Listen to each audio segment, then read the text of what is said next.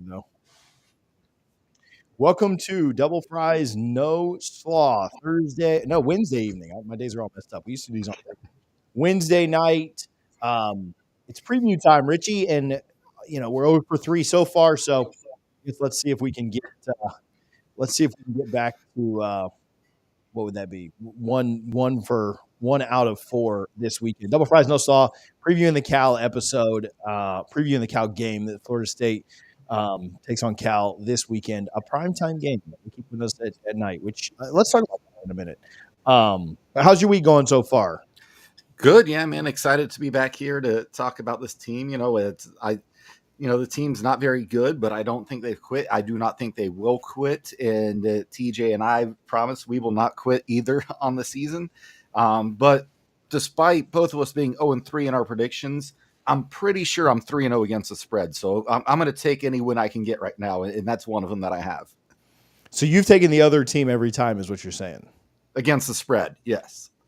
Not bad. That's not bad. Yeah, I definitely haven't done that. So shout out to you for doing that. But yeah, I haven't even been close to. We have a very tight spread this week, TJ. We'll get into that, but a lot tighter than it would be comfortable normally. So, Double Fries No Slaw, brought to you by Guthrie's in Tallahassee, powered by BetUS. We'll give them some love here in a little bit as well. But a big week. Double Fries No Slaw, Guthrie's in Tallahassee, 1818 West Tennessee, 2550 North Monroe, and then 2870 Appalachia Parkway is the third location. If you're in Tallahassee, if you're anywhere near there, if you're going to the game this weekend, make sure that you stop by Guthrie's. I will say this too. Listen, if you're not going to the game and you have tickets, somehow every week people reach out to me and I've got a couple of tickets I'm not using. I'd like to sell them for this, or I'd like to get rid of them. I'm certainly not trying to be Ticketmaster here. And so if you're selling them, I'll do my best to, if you wanted me to retweet a post, I'll do that. But if you're giving them away, I know a lot of people that take kids to the game and take youth to the game. I'm more than happy to connect you. Like, don't let tickets go unused. I'm more than happy to connect you with people that will use the tickets and will enjoy it, even if they don't enjoy the result at the end of the day. So, all right, Richie, let's get into it. Let's talk a little bit about this game. Cal comes in. You mentioned this, but Florida State is a 3-point favorite, 2.5-point favorite in this game. I don't know that I expect. Well, yeah, because they play. I thought there was a chance that Cal would be like 1-2 coming into this thing. They played Auburn. Was it San Diego State last week? Like that, it would not have shocked me. I mean, I think it would have shocked me if they were 0-3, but it certainly wouldn't have shocked me if Cal was 1-2. 2-1's probably a little more where I expected it. An upset win at Auburn. I think Auburn's pretty trash. Like that doesn't worry me as much as it did like the week it happened. And I also don't have the mental headspace to really be worried about anybody but ourselves. But just initial thoughts on Auburn this weekend. Yeah, on Cal. Sorry. I will say that was a really fun game to watch, the Cal versus Auburn. I thought it was, early season, close games. You're excited. College football is back. And, I wasn't really watching the game from a X's and O's perspective. I was watching more from just a college football fan perspective. And it was an exciting game. And, Cal goes into Jordan-Hare and gets a win. And that's, to me, at least somewhat impressive because, even Auburn, they still have SEC talent. And it may sound cliche. They do have good players. They're not a good team. I don't think. I agree with you on that. But for Cal to fly across the country, which they're going to have to do numerous times this year, and go into Jordan-Hare in an early afternoon game. I don't believe that was a late game. I think that was either a 12 or 3:30 game. I think it was 12 o'clock. Typically, you think of the NFL when a West Coast team play an East Coast team in the 1 o'clock slot, you typically give a point or two to the East Coast team just because of the time change. So I thought Cal, it was an impressive win, even though, again, I'm not overly impressed with Cal. I'm not impressed with Auburn at all, but I give them credit for that win. And, they've played UC Davis and San Diego State. So, being 3-0, it looks really nice. It looks a lot better than being 0-3, TJ. But I think we still don't really know what Cal is. But they get some a bump this week that you kind of reminded me of at the running back position, and I think that could help them out. And I think back to Colorado last year, not a good team, but they started off hot. And when you start winning games, you start believing. And Colorado beat some teams they probably shouldn't beat last year, and it makes me wonder: is Cal, do they have that belief right now to where they can come into Doak Campbell Stadium? I know their fans on Twitter certainly think so. It's been a lot of fun actually seeing what they've been tweeting. But yeah, I think Florida State's in for a battle this weekend. I'm looking forward to it, as I look forward to every single Florida State game. You're only guaranteed 12 a year. But I think Cal, I just don't know exactly what to think of them because I'm not sure what they really are yet. Yeah, I think that's fair. And, I at the same time, you look at Cal's roster build, roster makeup, roster talent, and you'd say, like, I mean, they certainly have different strengths, but you'd say they're probably pretty close to on par with like a Boston College or with like a Memphis. Yeah. I think Georgia Tech would probably be a 7-point favorite. Like, I think Georgia Tech's, quite a bit better than they are. If I had to like handicap that game, right? So I do think that you're playing another team that you're significantly more talented than. You're playing another team that you should absolutely go out and beat. And this spread, I won't even say before the season started, but like even this spread like 2 weeks ago probably would have been FSU like -10, right? And so before the season, it probably would have been 14 or 17, like, even more, maybe even getting up close to like 18, 19, 20. So real quick, TJ, I just pulled it up. 247 talent composite. Georgia Tech is number 46 in the country. Cal is number 47 in the country. So very similar talent levels. Granted, I think we both probably agree Georgia Tech's the more talented team. This is based strictly on recruiting rankings. Yeah. I that's actually interesting to hear about. So Cal, and what's Florida State? 13ish, 14. Yep. And Florida's so 12. A team, I'll just throw that out there as well. A team you're significantly more talented than, and a team that you still should win against, but how do they come out and how they respond? I will say this, we'll get into a breakdown of thoughts on Cal, but I've heard some, I don't know what I really believe anymore or don't believe, but I have heard a little bit better things about practice this week. I was pretty concerned / discouraged hearing things about last week's practice. I chatted with Clay Fink of Knowles 247, and he just said some things and told us some things that were not great to hear by any means, not necessarily what you want to hear. And so I won't repeat all that. You can go check that out on the national channel. But yeah, they, I guess you would hope that practice continues to improve. It sounded like the practice the week of Memphis was just absolutely god awful. And then you come out and score 12 points against a group of 5 team. So I certainly think that if Florida State, and I don't, what's so hard to know, I was going to say, Richie, if Florida State comes out and plays their game, they'll be fine. What the heck is Florida State's game? Like, I don't even know if they know that, right? Like, I listened to an interview with Chris Leak today, national champion for UF, and he basically was talking about UF's offense not having an identity. I think Florida State's got the same thing. Like, the offense doesn't have an identity. Up until last week, the defense didn't seem like they cared at all. They did. I thought the effort was a lot better. Rewatching the game this week, against a group of 5 team, albeit. But again, you're going to play a team that you're significantly better than. They're coming to your stadium. I think Cal thinks they're going to win this. Like, and I don't blame them at all, right? Like, everybody has just torn FSU up. Florida State can't get out of their own way. If I'm Cal, I absolutely. It's not like, oh man, let's go slay the giant. It's like, no. We expect to win this. Like, this is not like some big underdog story. Like, we're the better team right now. And through 3 games of the season for both teams, they are the better team. Now, they're not the more talented team, but they are the better team. And so if I'm Cal, like, this isn't like, oh man, like, win one for the Gipper. Like, it's like, no, don't. It's embarrassing if you lose to this team that everyone is beating the heck out of. So yeah, that's my take if I'm Cal. Now, how does Florida State respond to that? How do they try and bounce back from that? I mean, that's on guys that make a lot more money than TJ Pittenger, Richie Barnes combined to figure out. So that's my job, is not to figure out how to motivate this team. So super chat, Hunter Gray, look at you, man. 24 points will win this game. Can we get there? All right, let's talk about it. Richie, we'll go right into that. 24 points. That feels like a good threshold to me. You haven't yet right? You haven't gotten to that many points yet, have you? Right? Georgia Tech was 24-21 final. Yeah, I mean, if you get to 24 points in any of your games, don't you win? Maybe not BC, right? Because of so close, right? But yeah, I like that.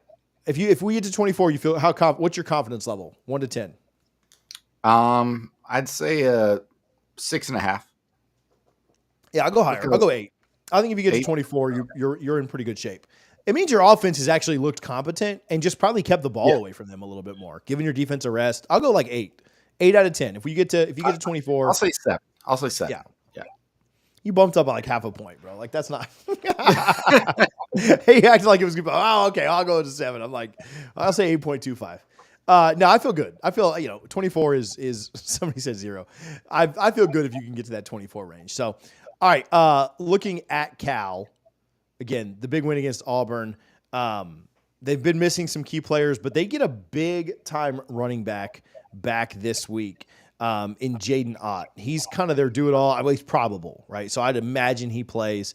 I think I'll tell you, Memphis didn't worry me that much because I thought, group of 5 offensive line, defensive line, they like to throw the ball. I kind of like us against that. And I did think the defense was good. I mean, I've said this a million times now, but I mean, you gave up 14 points that weren't off turnovers, right? Other than that, you held them down pretty well. Your offense just stinks.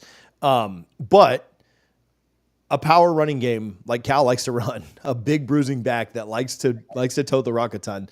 I can't lie, that certainly worries me because I'm sure that's the way that Cal's going to play this weekend, and it'll be on our linebackers to step up. I think Cryer was better last week. I think Lundy's been fine in run support, really bad in pass coverage. I get it, but Nicholson a little bit better last week too. But them having a big bruising power running back. Now he's coming off an injury. Maybe that can help FSU, but I don't love him coming back this week. That certainly worries me. Yeah, it's to your point. He's a guy who was named preseason All ACC running back. So it's not like he's a guy that just has potential. He's a guy that's proven what he can do at this level. Granted, it was in the Pac, whatever it was, the past year, but he's a guy that he should worry you. And I love our defensive line. I think they're still really good. I don't think they've completely come together to play as a unit just yet. I still have concerns about the linebacker position and filling the gaps and working it again in cohesion with that defensive line. But I don't think he's going to just go off on Florida State. But I could certainly see a scenario where, there's a 3rd and 4 and, they decide to give him the ball and he just makes a guy miss it and makes the play and moves the chains.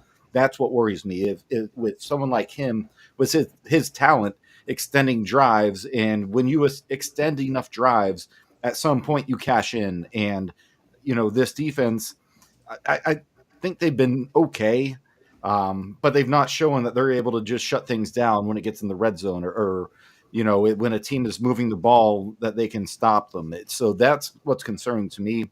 Ott is a very talented player. He would be the best running back on Florida State's roster, without question, if he were in Tallahassee. I'm honestly surprised Cal was able to hang on to him and not be victim of losing him in the transfer portal. But him coming back, and if they're saying probable, I'm taking that. When I do our score predictions at the end of the show, it will be with the thoughts that he is going to play and probably get anywhere from 12 to 18 touches. So their quarterback, check this out. This is certainly interesting to look at. And I don't think QBR is the end all be all, but certainly an interesting QBR stat line. Against San Diego State, he had just under 200 yards and 2 touchdowns, a pick. Against UC Davis, he had 15. He was 15 or 22. He had 158 yards and 1 touchdown. QBR of 59.4. So he's in the 50s for both those games. Against Auburn, he had 233 yards and 2 touchdowns, a QBR of 86.4. So certainly rose to the occasion. You would think that even though Auburn's not a great team, just SEC athletes that they're having to go up against would be a little bit tougher. but made the most of it and certainly can kind of like live for that big moment. He's not been incredibly prolific. Like I said, he's only thrown over 200 yards once. That was against Auburn. It's not like he had some super long pass or anything, as long of 25 there. So not a guy that's just going to, he's going to nickel and dime you, and very high completion percentage, completing 70% of his passes on the season. Only the one interception against San Diego State last weekend. A guy that's going to make the right play most of the time. Now, Florida State has the best secondary that he will have seen all year, but I think if you don't get pressure on him, is where it becomes very, very difficult to think that you're going to stop him. He will absolutely slice up Florida State's defense if they can't get pressure, because he makes the right play. He finds the right check down. He finds the right guy. He's not like Ante. He's not a scrambler. He's got a total of 12 yards on the year rushing, right? Like that's not his game. But if Florida State can't get after him, I do think they're in kind of trouble, just because I worry about him being able to just sit back there in the pocket and get after it. I expect Cal to have a little bit better an offensive line than Memphis had, but probably not as good as Georgia Tech, right? So somewhere in the middle of that. And I wouldn't say that he scares me to death. I don't think he's as good as Hennigan was last week. But again, a kid that's got 5 touchdowns and 1 pick, a pretty high completion percentage. If he beats that too, I certainly worry more about Cal's running game. But if he beats that, if he goes over 200 yards, that's not great news for the Noles. Now, saying that, if you hold them to 150 and they run for 300, then that doesn't really matter. So, thoughts on the quarterback? Yeah, Fernando Mendoza. He's actually from Miami, so coming back to play in the Florida heat and humidity will be nothing new to him. So I don't expect that to have an impact. But I do think Florida State up front on defense has a chance to bully that Cal offensive line. I know they haven't really done it so far this year. I thought they looked a lot better last week. But I do think, you look at the seasons we've had since Adam Fuller's been here, and the defense tends to get better almost every week throughout the season. You never see the defense truly regress. I don't count 2020. That was just a dumb COVID year, and I wish we hadn't even played that year. But I think the defensive line has a chance to really get pressure and put this offensive line on roller skates. And if they do that, that's Florida State's best chance, and quite frankly, in my opinion, their only chance to win the game. They have to dominate Cal's front 5 with their defensive line. And to your point, he doesn't really make mistakes. He had the 1 interception, but he's a guy that 70% pass completed percentage. That's not easy to do, even if you are just checking down and taking what the defense is giving you. He knows where to go with the ball. He's not going to take him any deep shots, which is a good thing. But he thinks he can dink and dunk his way down the field. And I'm not scared of this quarterback by any means, Mendoza, but I'm interested to see how the defense responds when he's passing off and it's 2nd and 8 and then 3rd and 4, and then they convert on 3rd down with a 5-yard pass, because that's what he does. And if he continues to do that this week, it's easy, especially if on the other side of the ball, TJ, that offense is not doing what they need to do. The morale of the defense is like, man, what are we doing this for? The offense isn't going to do crap. And they just keep, just chipping away at us down the field. That's what concerns me the most about the way he plays this game. Yeah, the blueprint is out on Florida State, right? Like it's not a super complex, deep thing to think about. Like you want to run the ball, you want to control the clock. Florida State's incredibly slow when it comes to them moving the ball, and so it's going to be a low possession game, most likely. Florida State in some of their touchdown drives have been like 6, 7, 8, 9 minutes. And so actually one of them, they got a field goal this week and it was like a 7.5 minute drive. But Florida State's going to kill a lot of clock themselves. And so if you're Cal, there's no reason to take deep shots. Florida State's going to give you the underneath stuff, and whether they bend or break, don't break, whatever, right? Like whether you hold them to 3 or not, you can really chew up a lot of this clock. And so the blueprint is out on Florida State. And the big problem is they haven't been winning, well, there's no pass rush. Well, they haven't been winning first and second down. So like it's never a pass rush situation. It's never a 3rd and 8 or 9 or 10 or 11 like it was last year. That's where you get frustrated when the offense converts on a 3rd and 11. You say 3rd and Kelly or 3rd and Fuller or whatever you want to say. They're never even in those situations. I don't say never, but it's usually like 3rd and 3, 3rd and 4. I mean, it's just a very easy, high percentage completion rate. And Florida State's not built, like they're not set up to defend against that very well. And so, yeah, you got to win first and second down. And they haven't really done that super well all year. A little bit better this week, forcing Memphis into some 3rd and longs. Again, it's really hard to know because of the opponent, the level of the opponent you were playing, even though I do think they're a really good group of 5 team that may go to the playoff. Hopefully not. It's Liberty. But I do think that it's hard to gauge that. It's hard to judge that. All right, Cal defensively. This year, not an insane run of teams they've had to go up against, but they did hold Auburn to 14 points. They hold San Diego State to 10. They hold UC Davis to 13. Defensively in that Auburn game, they were really good. I will say Peyton Thorne had 4 interceptions, and they still only won by 7. So it's the kind of thing that if you can not turn the ball over a million times, you're probably going to be in pretty good shape. One of Cal's touchdowns, they scored 21 points. One of their touchdowns, they started the drive on the 21-yard line. Another drive, Cal started on Auburn's 36 and scored a touchdown. So, like, literally 2 of their touchdowns started within field goal range.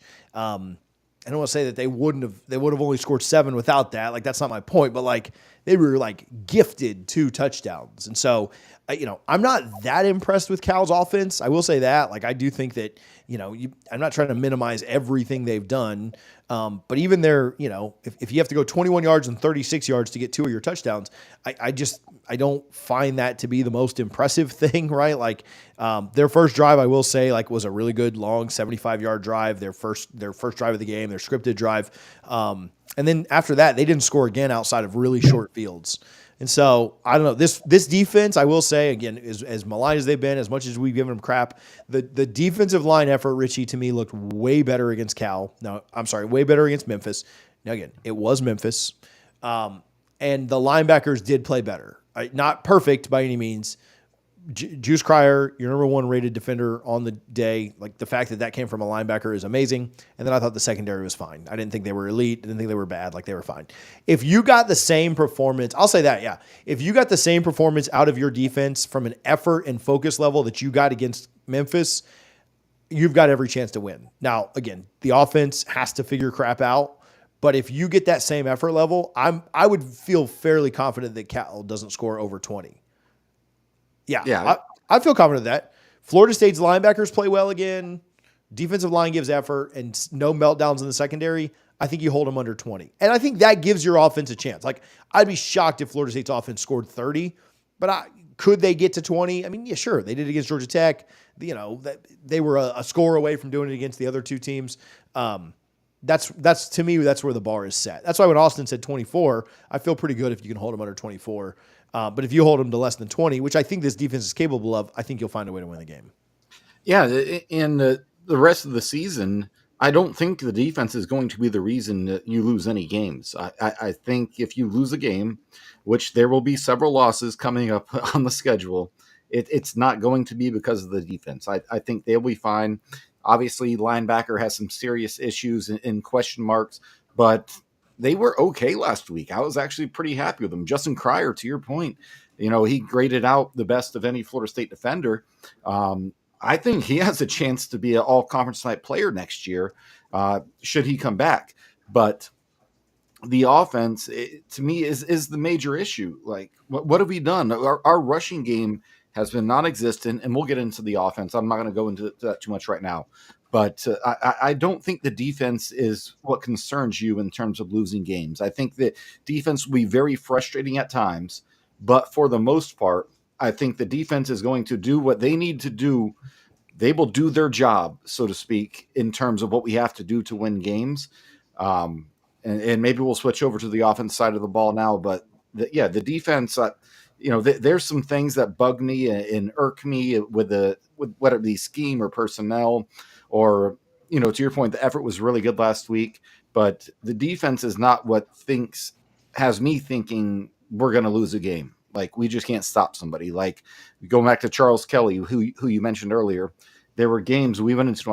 I thought, man, there's no way we win this game because Charles Kelly is going to find a way to blow it. I don't think Adam Fuller or this defense is going to blow any game. Now, they probably will blow one late in a close game in the fourth quarter, but for the most part, I think they're fine. You look at I'm trying to remember back to that Georgia Tech game to think if there's something that I'm forgetting. The defense wasn't great against Georgia Tech. Like, I'll be very blunt with that. But that at the third end of and the day, long that put them in field goal range, that was bad. Say it again. The third and long. Late. That was bad. So they weren't good. But at the end of the day, Georgia Tech scored 24 points, and that could have been 27, right? Like, if they didn't miss a field goal, I get it. It could have been more, but 24 points, like, okay, that's probably a little bit more than you should give up. But like 20 should really be your threshold. You should win that game. Yeah, BC, they scored 28, but 7 of that comes after the long interception and return. Right? Like, so you're going to blame the defense for all 28, or you just blame them for the 21. I lean toward the 21. And then against Memphis, you give up 14 on defense, right? And so, has the defense been great? Absolutely not. Can they they can't get off the field. Drives are way too long. Like, there are certainly things to nitpick. But yeah, the defense hasn't. I mean, you're averaging giving up like 17 points a game. Like, that's just really not that bad.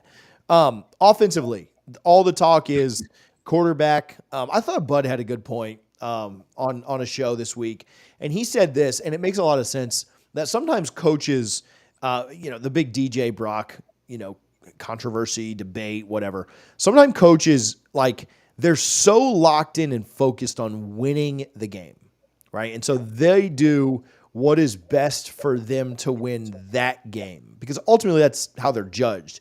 And he said it's very hard for a coach to get out of that mindset and go and basically throw in the white towel and say, hey, we know we're going to lose if we start the younger guy, or we know we have a greater chance to lose if we start the younger guy, but it's what's best for the program. It's what's best for the future. He said it's easy as a fan to say that, because as a fan, you don't care about a 3-9 record versus a 6-6 record. Like, they're the same thing to you. It's just failure.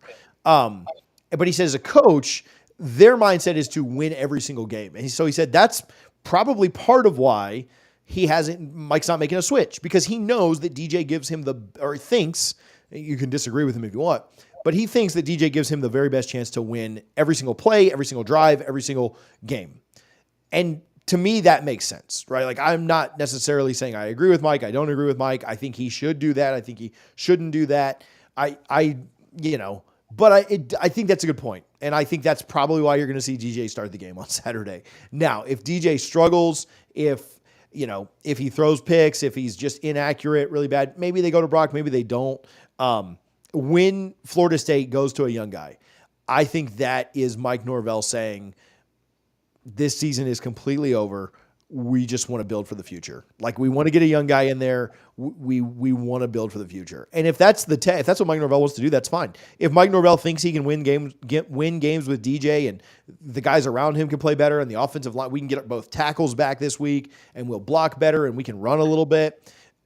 I certainly am not going to predict us to go to a bowl, but I think a bowl game is still within reach, as hard as that's going to be. I think you're supremely talented, way more than 5 of the teams left on your schedule when you look at Cal, SMU, Charleston Southern, Duke, and Carolina. And then I think you look at Florida and you say they're a dumpster fire too. And so, yeah, could you get to a bowl? Yes. You have to go perfect in those games, because I think you lose the other 3. But if Mike thinks he can win, and certainly if you beat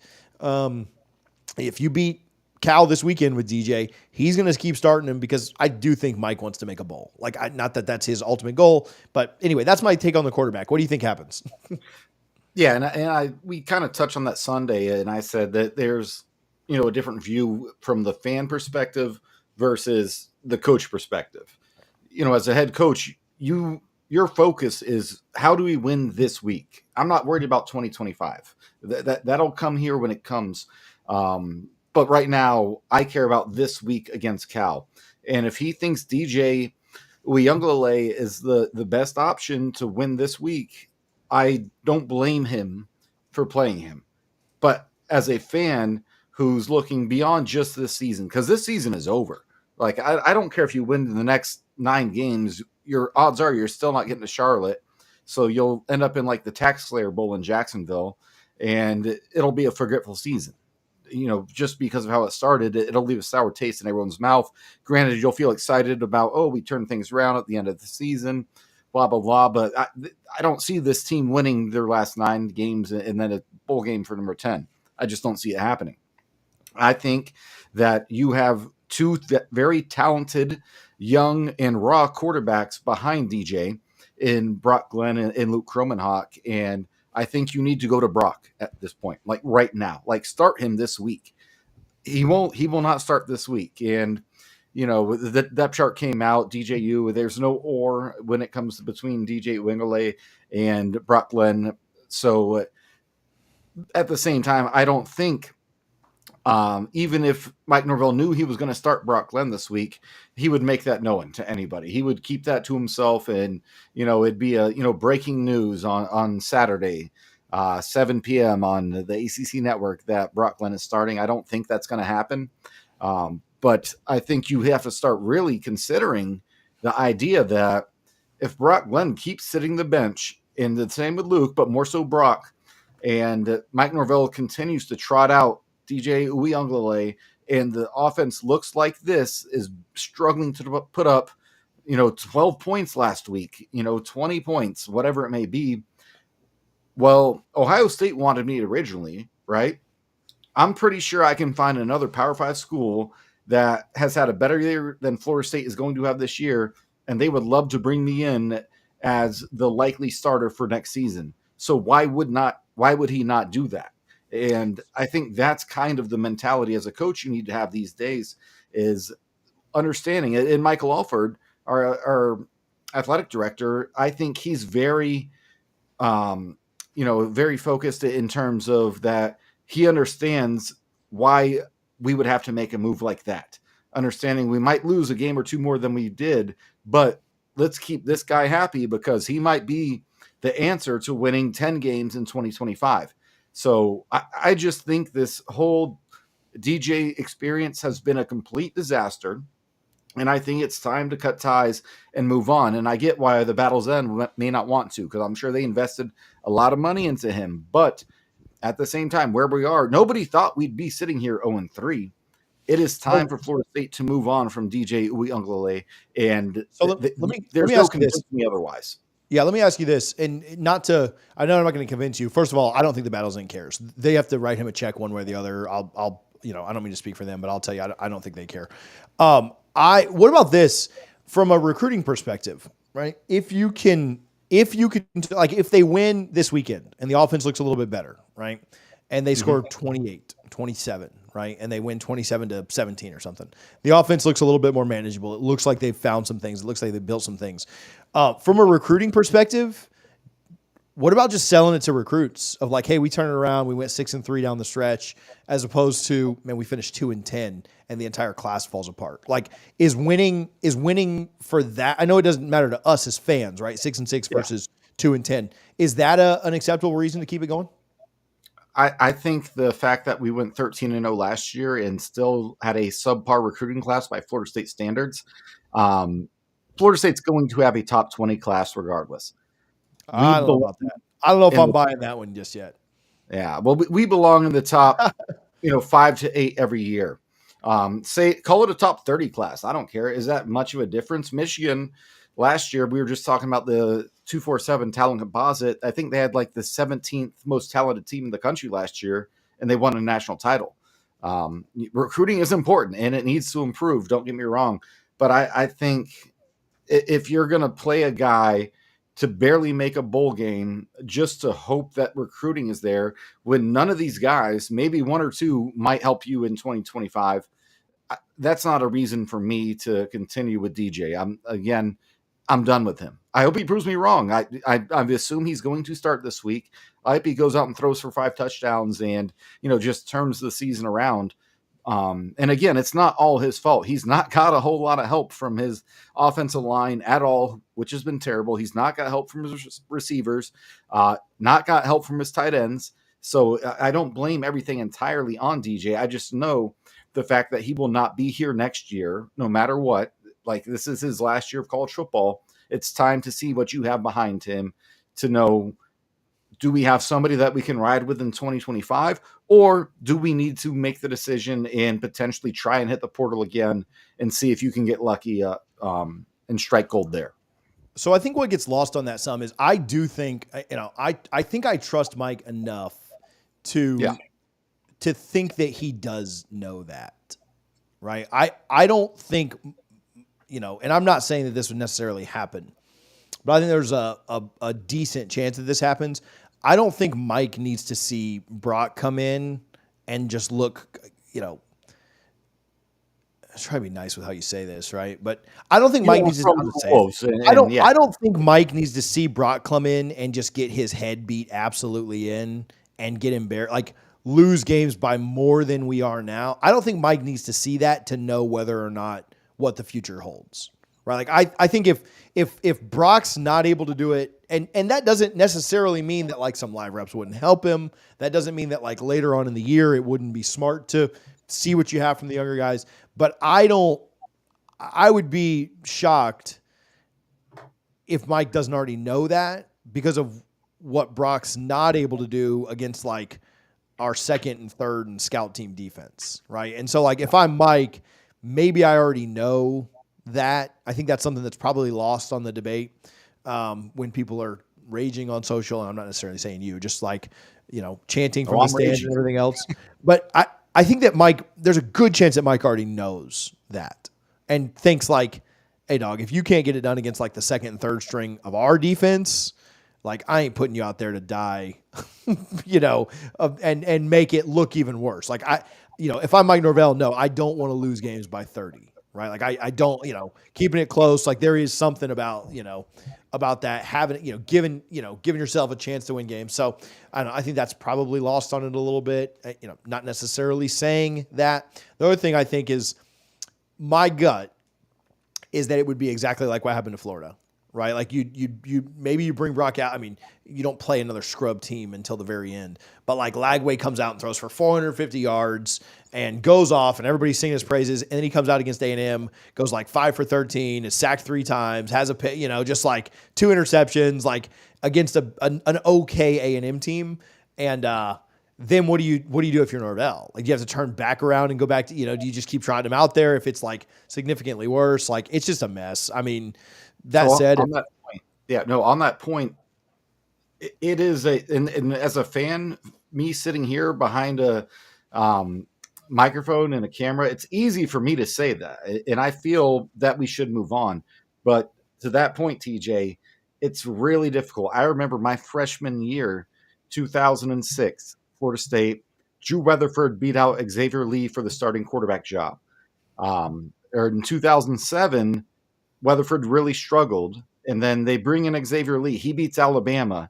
It turned out to not be a very good Alabama team. That was Nick Saban's first year, and then things kind of went south. A lot of things were off the field related. He enjoyed potbellies much more than he enjoyed the film room, which is fine. And you came back to Drew Weatherford, and then the next year it was Drew Weatherford, Christian Ponder, Devontae Richardson. We didn't know. Once you make a decision at quarterback, you want to feel comfortable that you can stick with that one, because once you're changing them out every quarter or every 2 or 3 games, that's when it becomes an issue. And that's why where I have sympathy for Mike Norvell, that as a head coach of this program, it's a much more difficult decision for him than it is for me as a fan sitting behind the keyboard in a microphone expressing my opinion. I just think we should move on, but I also fully understand Mike Norvell has a heck of a lot to consider than I do. Yeah, tougher situation for him for sure. More to risk, more to gain. More to risk, less to gain, probably. Right? Like, Yeah. um, At and this like you point, said, yeah. like Brock comes out and I mean, if you start Luke over him, Brock's transferring. There's no way he's sticking around, right? Like he He's probably gone. enters the portal that weekend, which is tough. So you can't really start Luke, but you start Brock, and he throws 3 picks in the first half against a team that doesn't turn the ball, doesn't take away the ball. And I'm not saying he would. Like maybe he'd be great. Throws 3 picks in the first half. What do? You go back to DJ? Do you go further down the road to Luke? Kill your true freshman or whatever. So it is a tough spot. But all that said, I expect DJ to play, and we'll see if anybody around him wants to play well. If we can get some tackles back, if he can, I would start pushing the ball down the field. To be very honest with you, like Yeah. they did in the second half, where he actually looked serviceable. Don't throw 17 screens to open the game up. That would be what I would advocate for. I don't care who throws the ball. Don't start out with 16 screens, and we'll probably be just fine. So, Yeah. all right, let's give Bet US some love, Harlan, and then we'll do our pick six, Richie, and then we'll pick this game and see if we can get out of here. So Bet US, make sure that you're using our code when you are using them. It's YouTube 150, YouTube 150. You get 150% deposit bonus match. On your first deposit, you get up to 125% deposit bonus match on your next two. All three of those up to $2,000. They've got some of the best lines in the game. They've got the best customer service. When you deposit with them for the first time, they will call you. So you'll get a customer service call just welcoming you. They'll give you a number that you can reach out to them directly at any point. You have a dedicated service rep on your account when you go into it and look at it. BetUS, use our code YouTube150 to get that deposit bonus. So we appreciate them for their support. We haven't really been tracking these very well to know like who's winning and stuff. So I'll just say that I'm probably in first and Harlan's probably in last because that's just how it goes here. No. It's just Florida State games. Come on, yeah, Harlan. yeah, that's the FSU games. The pick six, like the games we pick every week. Oh yeah, Harlan missed 6 of them, so he's definitely down some because he's out of town. NC State is a 20.5-point dog on the road at Clemson. Shout out Hunter, who is more loyal to the show than a lot of Florida State fans are. He's an NC State fan. I think that's a lot. I'm still not sold on Cade Klubnik. I'm not sold on that Clemson offense. Clemson wins, but NC State covers this one. Yeah, I'll take NC State to cover. Harlan, I don't know if you're picking this or not, but text me if you are. I'll take NC State. Harlan's got Clemson on this one, but I'll take NC State to cover. USC -5 at Michigan. I'll take USC. I take USC up to a touchdown. So I'll take USC to cover up there at the big house. I hate to agree on 2 games in a row, but this Michigan team is just not the same team from a year ago. And that typically happens when you win a national title and then you lose so much talent to the NFL. I'm taking USC to cover this one. Harlan's got Michigan. I will. Shoot, I'm going to take another favorite here. Miami -16.5 at USF. Listen, I like USF. I really like the hype story. I enjoyed what they did against Bama. I think they're a fun team. I like Alex Golish. I think it's going to be a rocking crowd. Part of me wants to go to the game because it's so close. But I like Miami to cover here. I think they win going away, maybe like 20 or 17 points. But I do think they cover the 16.5. Harlan's got USF. Richie, you? I think, and people are going to clip this, USF wins this game outright. I think God. this is an How many early IPAs season tonight, game. bro? I think this is an early season game where Miami, they're riding high. They haven't really played anybody. Florida's not any good. A Miami win would not surprise me, but I don't think they cover at all. I will bet on USF on the spread, and I will bet on them a little bit on the money line. Harlan likes USF as well. Yeah, I got Miami covering that pretty easy. Tennessee is a 7-point favorite. Josh Heupel's return back to Oklahoma. Richie, I'll let you go first. I've been going first on all of them. Oh, Tennessee. This is easy for me. That Tennessee offense, I don't care if it was Kent State. 37 points in one quarter is just ridiculous. Tennessee, this could be shades of 1998, which as Florida State fans, we hate to hear. They're going to get to play a third-string quarterback in the championship. for their one and Yeah. only title in a billion years. Shout out the Roosters for beating Florida that year, at least. Yeah, I'm going Tennessee. I'm going to bet this one heavily more than I do most games. Yeah, I worry a little bit that I think everybody's on Tennessee and everybody, like the entire public's betting on Tennessee a ton, and Oklahoma will find a way to keep it close. But yeah, I'll take Tennessee, and Harlan likes them too, so we'll go 3 for 3 on that one. Kansas State -6.5 at BYU. I've been riding with Kansas State. They've won the last 2 games for me. One of them much closer than it should have been at Tulane, but then beating the crap out of Arizona. I'll take Tulane to. I'll take Kansas State to cover the 6.5. Harlan likes BYU, so Richie split the difference. Yeah, I'm not Mormon, but I'm rolling with the Cougars this weekend. I'm taking BYU, especially at home. I think they are another team that a home dog that could win outright. I'd probably take Kansas State to win the game, but if we're talking the spread here, give me BYU. Good to hear Richie is rolling with the Cougars. Utah is a 2-point Hey, favorite. I'm married to a woman 4 years older than me. Of course I love Cougars. Get after it. Utah's a 2-point favorite at Oklahoma State. To me, this is the hardest one of the weekend. But Yes. You can go first on this one. Man, I have no idea. Everything tells me I should be taking Utah here. 2 points, that's such a small spread, and I think Utah might probably win. But I just cannot go against the mullet. Give me Mike Gundy in Oklahoma State to win this weekend. Outright money line. Yeah, Harlan's got Utah. I'll take Oklahoma State too. Maybe they found something in that big comeback against Arkansas. It's kind of troubling that they were down by that much against Arkansas, and then Arkansas still had to give the game away several times. But for some reason, I'm riding with Oklahoma State. I think Kansas State is the team to beat in the Big 12, but I like Oklahoma State to upset Utah. Slight upset. So, all right, Harlan, give us a score prediction. Richie, what you got for this game? Florida State, Memphis, 2.5 points. What's it, 7 or 7:30 on? I'm sorry, I keep saying Memphis. Cal on Saturday night. Yeah, it all runs together when you're this bad. So I've bad teams every week. I don't even need to look at the over under. I'm taking the under. And as far as the score prediction goes, until this team, on paper, Florida State should win this game. But I've based my prediction every week so far through 3 weeks on paper about what should happen. Cal is 3-0. Florida State's 0-3. I think Florida State's defensive line does a good job of, close to dominating Cal's offensive line. I just don't believe in this offense right now. You cannot get the running game going, so the passing game is non-existent due to that. So I say Cal ends up winning heartbreaking fashion, 20-17 on a last-second field goal, very similar to like when we were in Dublin, TJ, when Georgia Tech kicked the game winner as time expired. Harlan's got Cal 31, Florida State 17. Yeah, I'm kind of the same way, right? Florida State could absolutely go out and win this game. They should go out and win this game. Vegas still likes them to win the game. But yeah, until they show me something different, until they figure out a little bit of an identity on offense, until Mike Norvell maybe calls a good game in the first half. As much as I love Mike, I think he's been terrible in the first half calling games. Maybe Atkins, we didn't talk about this, but maybe Atkins coming back helps that some. But yeah, they when they've pushed the ball in the second half, they've been good. They're too slow. The offense doesn't get rhythm. They don't get going. If they have to bring Brock in, I think it's even worse. I don't even think it's heartbreaking. I think Cal wins like 24-13.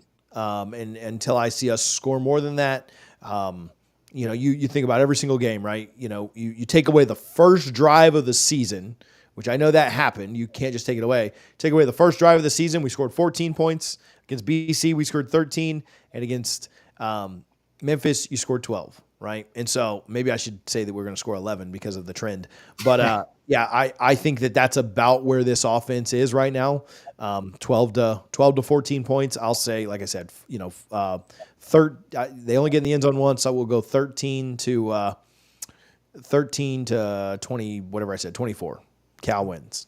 Yeah. Hope to be wrong, but show me something, right? Be a little better than you have been.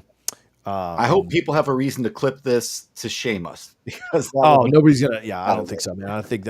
I think they've resigned caring. So, and if they do, I'll pick the opponent every single week for the rest of the year. So, That's a trade-off I'm willing to live with. Richie, any shout-outs before we get out of here? None on my end. Not this week. There's nothing to shout out. There's Shout out to like Jay fans. Rowland says, go Knowles. Yeah.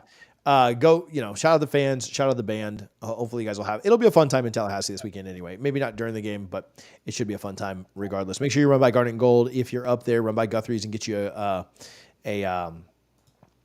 gut box. Appreciate Guthrie's and BetUS for their support. We will talk to you guys soon. As always, go Knowles.